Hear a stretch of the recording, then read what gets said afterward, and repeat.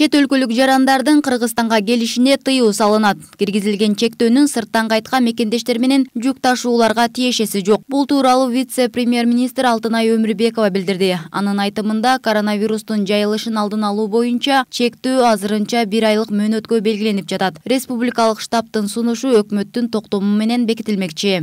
Биринчи категорияга кирген мамлекеттердин саны көбөйүүдө. Алар Италия, Иран, Испания, Түштүк Корея, АКШ, Германия, Швейцария, Англия, Норвегия, Франция, Австрия, Голландия, Швеция жана Бельгия. Жогорудагы мамлекеттерде коронавирус жуктуруп алган 1000ден көп адам катталган. Бардык мамлекеттер, кайсы жерде коронавирус инфекциясы катталган мамлекеттер ошол жерден келген биздин жарандар экинчи категорияга кирип жатат. Көптөгөн мамлекеттер ошондой чара көрүп атышат. Ана биз ойлоп атабыз, биздин коңшу мамлекеттерде дагы ошондой вирус чыкканына байланыштуу. Дүйнө жүзүндө мамлекеттер өтө көп, уже мамлекеттерде вирус катталганына байланыштуу биз дагы ошондой алдын алуу, ошондой чараны көрүүгө туура көрдүк. Биринчи категорияга кирген өлкөлөрдөн келгендер дароо 14 күндүк карантинге жаткырылат. Ал эми коронавирус катталган өлкөлөрдөн келген жарандардын баары үй карантинине алынат. Алар 14 күн бою эч ким менен көрүшпөй, бир бөлмөдө болушу шарт. Было сегодня на республиканском штабе предложено. Өкмөт коронавирус жагдайына байланыштуу республикалык бюджетти катуу үнөмдөө, сарамжал пайдалануу режимине өттү. Ал арада күн мурун профилактика максатында түнкү клуб, кинотеатр, компьютердик оюн клубтары, тамактануучу жайлар жана соода көңүл ачуучу борборлордогу балдар үчүн оюн аянтчалары жабылган. Мындан сырткары ресторандарда той өткөрүүгө, Куран окутууга 3 жумага чектөө киргизилди. Бул 50 орундан ашкан бардык коомдук жайларга тиешелүү. Талапты аткарбаган жайлардын ээси менен биргеликте той же башка иш-чаралардын уюштуруучулары жазага тартылат. Кодекс о нарушениях бар. Ал жерде 150 берене бар. Ошол жерде дагы ошол берене менен дагы жоопкерчиликке тартса болот. Кылмыш кодексине дагы 2 берене бар. Булар 280 жана 285 беренелер. Ал жерде ошол так көрсөтүлгөн нормалар. Ошол эпидемиологиялык абалга карата ошону билип, азыр эми билбей турган адам жок да, мына биз жарыя кылып атабыз. Ошону билип, бирок ошону укпай, жанагындай тойлорду өткөрүү учурда эки тараптын жоопкерчиликке тартылышы керек. Бул болсо ошол арендага берген ресторандын ээси, анан ошол жерде той өткөрүп аткан адам дагы. Анткени алар болсо конокторду чакырган соң, алар албетте ошо конокторду коркунучка калтырат деген мааниде.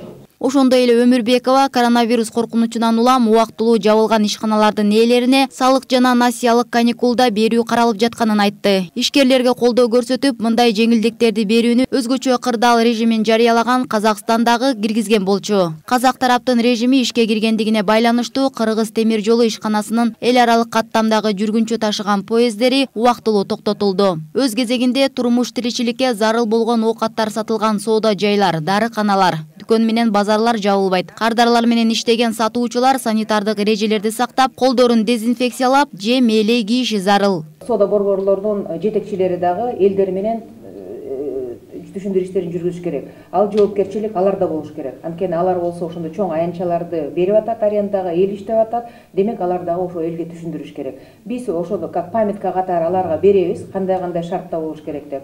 Анан албетте жанагындай кээ бир мамлекеттер жакшы тажрыйба азыр көрүп атабыз. Өтө көп кишилерди киргизбей, чектеп киргизишип атат.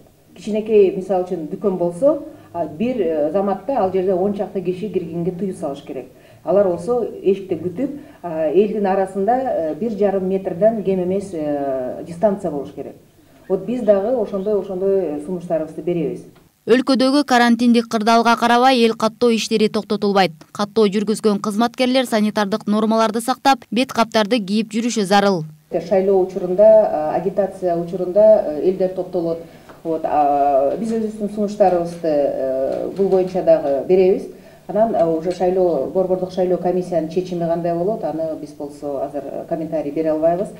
Вот балким жанагындай башка формага өтсө, дистанттык түрдө агитация кылуу боюнча элдерди топтобой, үймө үй кыдырып, жанагындай ар бир адам менен сүйлөшүү, ошондой механизмдерине балким алар сунушташат. Бүгүнкү күндө Ош, Бишкек шаарларында 2 ишкана бет кап чыгарууда. Оштогу ишкана күнүгө 5000ден кем эмес. Борбор каладагы болсо 50.000дей бет кап тиге алат. Ата мекендик продукция 1-2 күндүн ичинде дарыканаларга таратылмакчы. Экономикалык кылмыштарга каршы кызматыбыз 1.872.000 бет кап кармалды. 1.900.000 деп койсок болот да. Ошончо жанагындай мыйзамсыз аракет менен башка мамлекеттерге чыгарабыз деген компаниялардын же болбосо жеке ишкерлер кармалып, ошолор бүгүнкү күнү сот чечимин күтүп атабыз. Почти миллионго жакын 975 бет капка соттун биринчи райондук деңгээлдеги соттун чечими чыкты мамлекетке конфискация кылуу боюнча. Мен ойлойм башка дагы ошол эле чечимдер ошондой болот го деп ойлоймун. Демек алар болсо ошол конфискация болгон учурда аларды дагы биз жанагындай саламаттык сактоо министрлигинин фондуна калганын ошол аптекаларга дагы таратабыз сатууга. Ошондой эле брифинг учурунда вице-премьер кызматкерлердин кеңсеге келбей үйүндө отуруп иштөөсүнө мүмкүнчүлүгү бар мекемелердин жетекчилигине дистанттык иштөө режимин киргизүүнү сунушталарын белгиледи. Күн мурун кинотеатрларды жабуу тууралуу өкмөттүн чечими чыккан. Учурда имаратта афишалар илинип турганы менен кинотеатр ишин толугу менен токтотту. Туура эле кабыл алдык, бул эң туура. Кечиресиздер, 30 мартта тойлор чалып атты, жооп берип койсом. Алло. Айдыжа кандайсыз? Тиги тоюңузду жылдырышыңыз керек болуп атат да башка числогочу. Ал эми дароо республикалык штабдын ресторандарда той аштарды өткөрүүгө тыюу салуу сунушуна жеке ишкерлер макул экендиктерин билдиришүүдө. Коронавирус кооптуулугунан улам массалык иш-чараларга чектөөлөрдүн киргизилишине байланыштуу бул ресторанда өтө турган тойлор белгисиз мөөнөткө жылдырылган. Той топур, куран аштарды өткөрбөө боюнча кабар келди. Биз мамлекеттин буйругуна баш ийебиз.